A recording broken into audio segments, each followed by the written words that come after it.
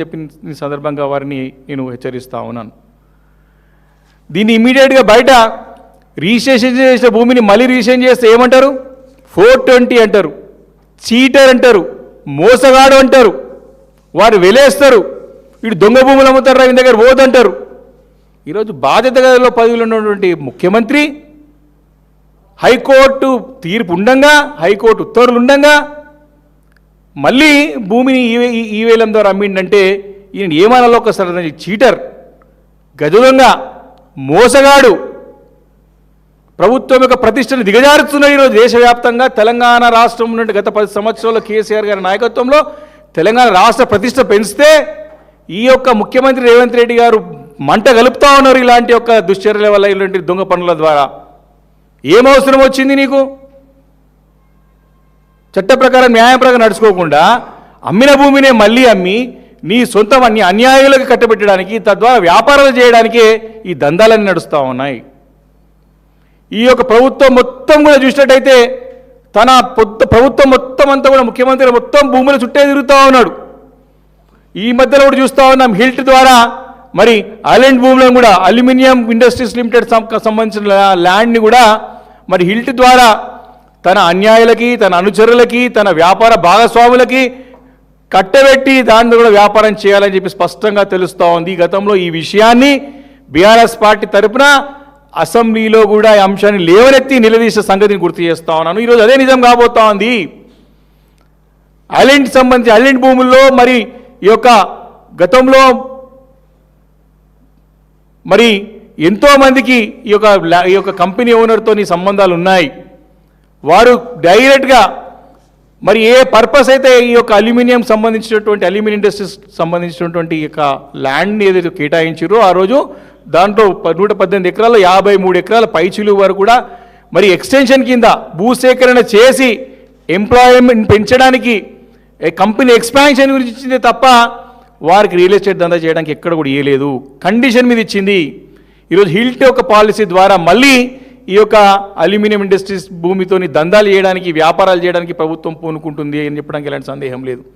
ఈ రకంగా మరి మూసి ప్రక్షాళన అంటాడు, మూసి ప్రక్షాళన మీద 1000 ఎకరాలకు సేకరిస్తా అంటాడు.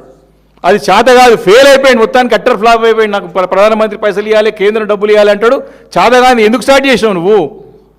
మూసి ప్రక్షాళన అంటాడు. మూసి ప్రక్షాళన పైన భూదందా. అక్కడ పోయి సెంట్రల్ యూనివర్సిటీ భూములు అక్కడ పోయి 10,000 కోట్ల రూపాయలని ఆ స్థలాన్ని తాకట్టు పెట్టి డబ్బులు తీసుకోవడం, మెట్రోని మొత్తం స్వాధీనం చేసుకొని విలువైన భూములు కొట్టేయాలని ప్లాన్ చేయడం. అక్కడ ఫోర్ట్ సిటీలో కేసీఆర్ గారు కష్టపడి 13,000 ఎకరాలు ఫార్మాసిటీకి సేకరిస్తే ఆ 13 ఎకరాల్లో అక్రమ దందాలు చేయడానికి, ఇంటర్నల్ ట్రేడింగ్ చేసుకుంటూ వ్యాపారాలు చేయడానికి ఫోర్ట్ సిటీ అనే కొత్త నామకరణం చేసి దందాలు చేయడం. ఇదే తప్ప ఈ ప్రభుత్వం 2.5 సంవత్సరాలు చేసింది ఏమీ లేదు.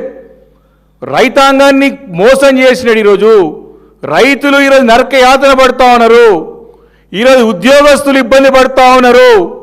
ఈరోజు యువత, నిరుద్యోగ యువత మరి ఒకటే సంవత్సరంలో 2 లక్షల ఉద్యోగాలు ఇస్తామని చెప్పి మోసం చేసి, మోసపూరిత వాగ్దానాలు చేసి ఈరోజు వారు రోడ్లపైన తిరగకుండా వారిని ఈరోజు హింసించి, ఇబ్బంది పెట్టి, అక్రమ కేసులు పెట్టి మరి ఒక అశోక్ నగర్లో కానీ, దిల్సుఖ్ నగర్లో కానివ్వండి, ఈరోజు ఒక అక్రమంగా ఒక ఏ రకంగానైతే ఒక హిట్లర్, ఏ రకంగానైతే ఒక డిక్టేటర్, ఏ రకంగానైతే నియంత రకంగా ఆంక్షలు పెట్టి వారిని ఇబ్బంది పెడతా ఉన్నాడు. అన్ని కుల వృత్తులను ఏదో కాపాడుతామని చెప్పినాడు. అందరూ కూడా మోసం చేసినాడు. కుల వృత్తులను కూడా ఏ వర్గాన్ని కూడా ఈరోజు ఇచ్చినట్టు హామీ నిలబెట్టుకోకుండా అన్ని వైఫల్యం చెంది ఈరోజు ఆ కప్పుపిచ్చుకోవడానికి, ఈ యొక్క భూదందాలన్నీ కూడా కప్పుపిచ్చుకోవడానికి మా పైన బురద వెళ్ళే ప్రయత్నం చేస్తూ ఉన్నాడు. ఎక్కడ పోయినా సరే కేసీఆర్ గారు నామస్మరణ లేని ఆయన నిద్ర పడుతోలేదో.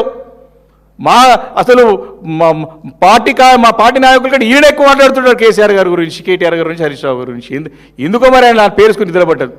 ఈయన పోయంట సిద్దిపేటలో పడతాడంట.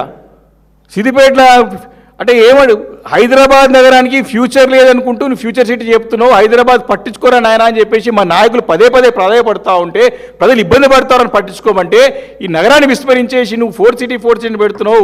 మరి అక్కడ ఫార్మా సిటీ గురించి ఎట్లకెళ్ళి ఫార్మా సిటీయే ఖచ్చితంగా అవుతుంది, అది కండిషనల్గా ల్యాండ్ అక్విజిషన్ అయ్యింది, ఈ భారత్ ఫ్యూచర్ సిటీ అనేది ఉండదు అని చెప్పి చట్టపరంగా చెప్తే దాన్ని పక్కన పెట్టి మరి హరీష్ రావు గారిని నేను సిద్దిపేటలో గెలుగుతారా చూస్తా అంటారు. సిద్దిపేటలో వచ్చి పోటీ చేయమరు నువ్వు. హరీష్ రావు గారి దగ్గర పోటీ చేస్తే పోచమ్మ గుడి ముంగట పొటేలు కట్టినట్టే బలేతో ఖచ్చితంగా. ఇంకేమంటాడు నిన్న నన్ను కొడంగల్లో కుట్రపూరితం కూడా కొట్టినంటారు. ఛాలెంజ్ చేసింది నువ్వు రేవంత్ రెడ్డి గారు మర్చిపోయినారు. ప్రెస్ మీట్ పెట్టి నేను కొడంగల్లో ఓడిపోతే రాజకీయంగా సన్యాసం తీసుకుంటా అన్న మాట నిజమా కాదా? ఈరోజు ఆ సన్యాసం తీసుకున్నటువంటి ఒక సన్యాసి ఈరోజు ప్రగల్భాలు పలుకుతూ అబద్ధాలు చెప్పుకుంటూ ఉసిరివెలిలాగా రంగులు మార్చుకుంటూ మరి ముందుకు పోతా ఉంటే ప్రజలు అమాయకులు అనుకుంటున్నారా అని నేను ప్రశ్నిస్తా ఉన్నారు రేవంత్ రెడ్డి గారిని. మరి వారు చెప్పాలి, మీకు సమాధానం చెప్పాలి. ఈరోజు వచ్చి ఏదో పెద్ద పెద్ద మాటలు మాట్లాడుతూ మేము అడిగే ప్రశ్నలకి సమాధానం చెప్పండి.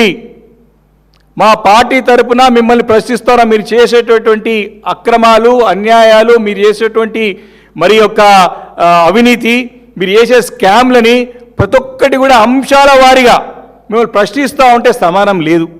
రైతుల విషయంలో ప్రశ్నిస్తే సమాధానం లేదు. ఈరోజు ఏమంటాడు? కేంద్రంలో గతంలో ఇదే రేవంత్ రెడ్డి గారు అన్నారు పీసీసీగా ఉన్నప్పుడు, ఏమన్నాడు? దమ్ముంటే మీరు కొనండి ఒడ్లు, కేంద్రం నుంచి ఏం సంబంధం, మీరు డబ్బులు లేవా అని చెప్పినాడు. ఈరోజు అదే అడుగుతున్నాము.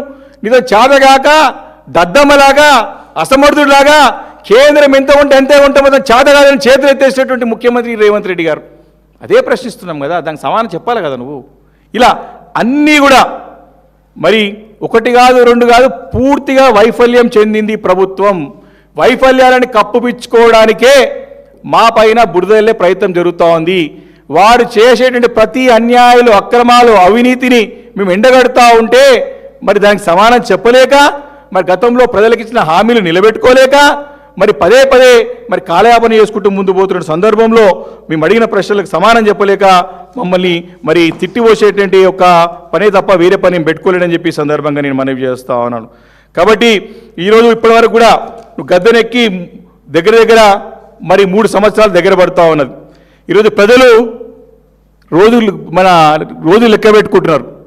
ఎప్పుడైపోతుంది, ఇంకా 2 సంవత్సరాలు ఈయన భరించాలా అని చెప్పేసి ప్రజలు నరకయాతన పడుతున్నారు. అన్ని వర్గాల ప్రజలు ఇబ్బంది పడుతూ ఉన్నారు. ఈయనకి ఎలక్షన్స్లో, రేపు అసెంబ్లీ ఎలక్షన్స్లో, కేసీఆర్ ఎలక్షన్స్ ఎప్పుడు వస్తాయా అని ప్రజలు 1000 కళ్ళతో ఎదురు చూస్తూ ఉన్నారు.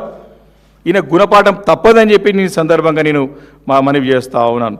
కాబట్టి వీరైతే లేటెస్ట్గా ఎస్బీఐ సంబంధించినటువంటి భూమి విషయంలో చేసిన తప్పిదాన్ని మరి కప్పుపిచ్చుకోవడానికి కోర్టులో వెళ్ళి కాదు, ఎస్బీఐ లాంటి ఒక అంటే government undertaking, public sector unit సంబంధించినటువంటి ఆ సంస్థని మరి మోసం చేసే విధంగా మరి ఈ యొక్క ప్రభుత్వం చేసినటువంటి తీరును ప్రజలందరూ గమనిస్తూ ఉన్నారు.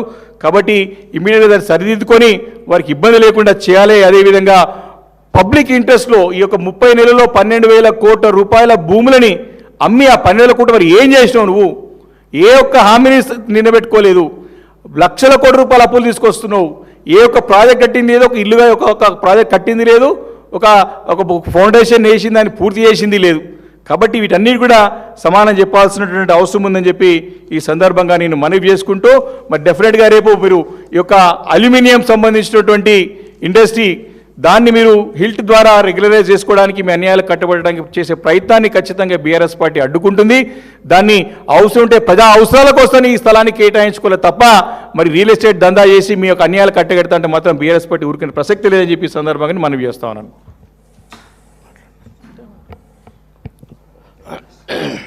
మీడియా మిత్రులకు అదేవిధంగా 50 మంది తెలంగాణ ప్రజలందరికీ కూడా హృదయపూర్వకంగా నమస్కారం.